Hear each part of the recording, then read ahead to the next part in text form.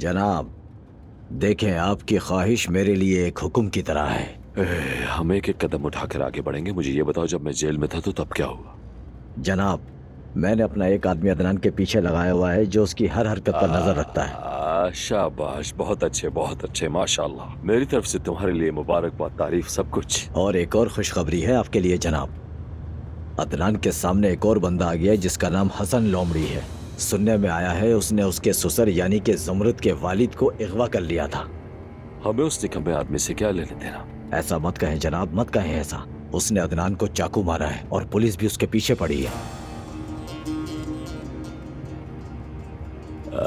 फुरकान, हमें उस हसन को ढूंढना होगा।